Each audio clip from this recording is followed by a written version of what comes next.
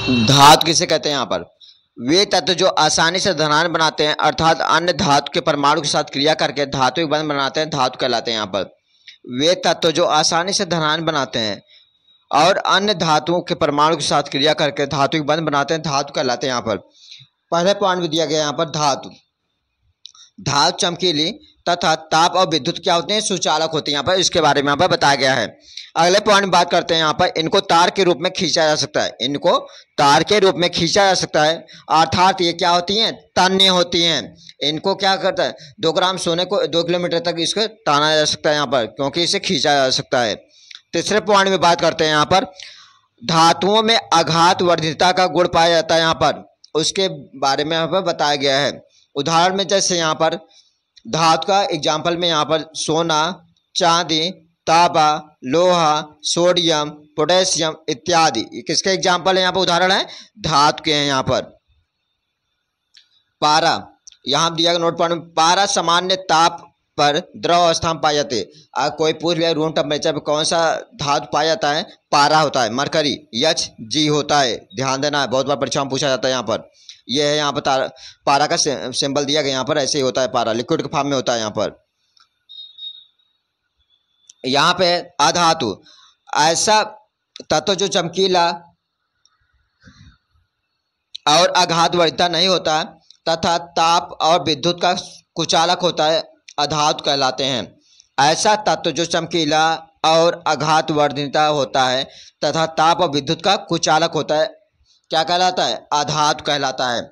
उदाहरण में बात करते हैं हाइड्रोजन, ऑक्सीजन, आयोडीन, कार्बन इत्यादि सभी क्या है? यहाँ पर अधातु हैं। यहाँ पर धातु और अधातु में अंतर क्या है? यहाँ पर इसको देख लेते हैं। यहाँ पर धातु और अधातु में अंतर, पहले पॉइंट दिया गया है धातुओं की अवस्था क्या होती है? ठोस होती है। धातुओं की जो अवस्था होती है क्या होती है? यहाँ पर ठोस होती है। अधातुएं ठोस, द्रव, गैस तीनों अवस्था में होती हैं। जो अधातुएं होती हैं ठोस, द्रव, गैस तीनों अवस्थाएं में होती हैं। यहाँ पर उसके बारे में यहाँ पर बताया गया है। अगले पॉइंट में बात करते हैं धातुएं अम्लों से अपक्रिया करके हाइड्रोजन गैस पुनः स्थापित करती हैं। धातुएं अम्लों से अपक्रिया करके हाइड्रोजन गैस पुनः स्थापित करती हैं। यहाँ पर उसके बारे में यहाँ पर बताया गया है। जबकि अधातुएं अम्लों में से हाइड्रोजन गैस को पुनः स्थापित नहीं करते। यहाँ पर जबकि अधातुएं अम्लों में से हाइड्रोजन गैस को पुनः स्थापित नहीं करती। यहाँ पर उसके बारे में यहाँ पर बताया गया है। तीसरे पॉइंट में बात करते हैं यहाँ पर धातुएं सामान्यतः ऊष्मा एवं विद्युत की सुचालक होती हैं। अधातुएं सामान्यतः ऊष्मा एवं विद्युत की सुचालक होती हैं। अधातुएं विद्युत की क्या होती हैं? कुचालक होती हैं। धातुएं सामान्यतः ऊष्मा एवं विद्युत की क्या होती हैं? सुचालक होती हैं। अधातुएं विद्युत क्या होती हैं? कुचालक होती हैं। यहाँ पर उसके बारे में यहाँ पर बताया गया है। धातुओं का ऑक्साइड क्या होते हैं? यहाँ पर धातुएं क्षारीय ऑक्साइड बनाती हैं। यहाँ पर जो धातुएं होते हैं उनके ऑक्साइड क्या होते हैं? क्षारीय होते हैं। अधातुओं का ऑक्साइड क्या होते हैं? अम्लीय और उदासीन होते हैं, ऑक्साइड बनाते हैं। यहाँ पर उसके बारे में यहाँ पर बताया गया है। अब धातुओं और अधातुओं के भौतिक गुण के बारे में देखते हैं। यहाँ पर धातुओं और अधातुओं के भौतिक गुण क्या होते हैं? यहाँ पर इसको देख लेते हैं। यहाँ पर पहले पॉइंट में देखते हैं। यहाँ पर धातुओं के गुण जिसके कारण उन्हें पीट कर शीट के रूप में परिवर्तित किया जा सकता है। यहाँ पर धातुओं के गुण जिसके कारण उन्हें पीट कर शीट के रूप में परिवर्तित किया जा सकता है, यहाँ पर आघात वर्धिता कहलाते हैं। यहाँ पर अगले पॉइंट में बताया गया है धातुओं का वह गुण जिन्हें खींचकर तार के रूप में परिवर्तित किया जा सकता है। यहाँ पर धातुओं का वह गुण जिन्हें खींचकर तार के रूप में परिवर्तित किया जा सकता है वो क्या कहलाते हैं? तन्यता कहलाते हैं। अगले पॉइंट में बात करते हैं धातुओं से बनी वस्तुओं को जब कठोर सतह से टकराया जाता है तो उनमें क्या होता है? निनाद ध्वनि उत्पन्न होता है। यहाँ पर उसके बारे में यहाँ पर बताया गया है। अगले पॉइंट में बताया गया यहाँ पर धातु गायन ध्वनियाँ उत्पन्न करते हैं अतः वे क्या करते हैं? वे ध्वनिक कहलाते हैं। धातु गायन ध्वनियाँ उत्पन्न करते हैं अतः वे क्या कहलाते हैं? ध्वनिक कहलाते हैं। अगले पॉइंट में बताया गया है धातु कठोर, चमकीले, आघातवर्ध, तन्य, ध्वनिक और ऊष्मा के क्या होते हैं? विद्युत के सुचालक होते हैं। यहाँ पर उसके बारे में यहाँ पर बताया गया है। उदाहरण के रूप में बात करते हैं iron, copper, aluminium, calcium, magnesium इत्यादि। ये सब किसके एग्जाम्पल है? यहाँ पर ये धातु के। यहाँ पर अधातुओं के गुण क्या होते हैं? यहाँ पर उसको देख लेते हैं। यहाँ पर ये हथौड़े की हल्की चोट से टूटकर चूर हो जाते हैं।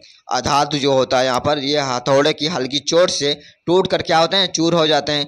ये क्या करते हैं, ध्वनिक नहीं होते यहाँ पर। ये ऊष्मा और विद्युत के क्या होते हैं, कुचालक होते हैं। ये ऊष्मा और विद्युत के क्या होते हैं, कुचालक होते हैं।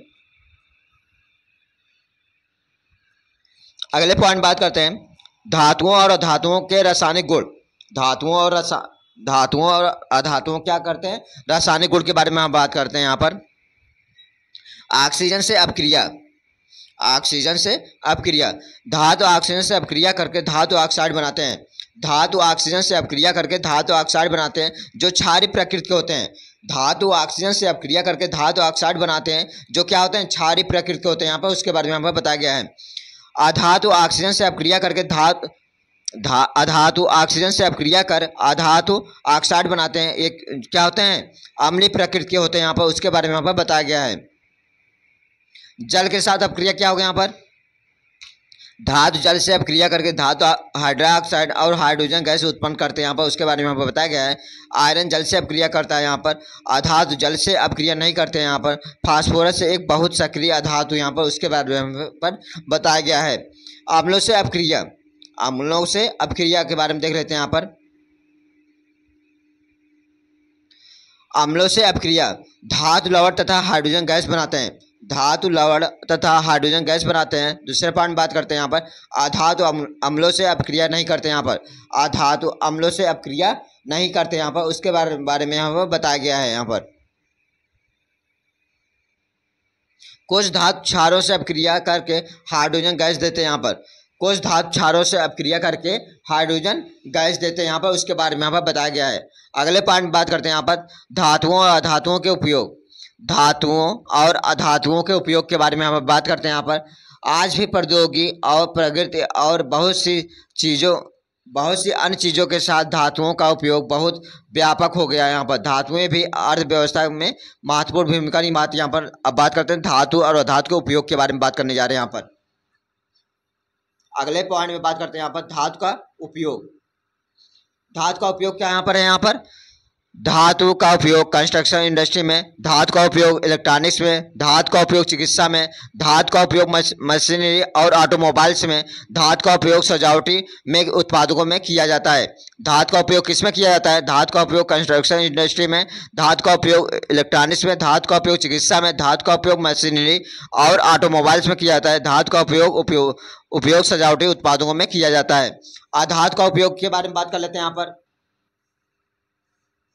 हमारे दैनिक जीवन में अधातुओं का उपयोग उर्वरकों में उपयोग में किए जाने वाले अधातु यहाँ पर पटाखों के रूप में, जल के शुद्धिकरण में, बैंगनी रंग में, विलियन एंटीबायोटिक के रूप घाव में लगाने के लिए अधातु का उपयोग करते हैं। यहाँ पर इसके बारे में यहाँ पर बताया गया है। हमने यहाँ पर क्या बताया, यहाँ पर धातु का उपयोग इस वीडियो में पूरी डिटेल में बताया।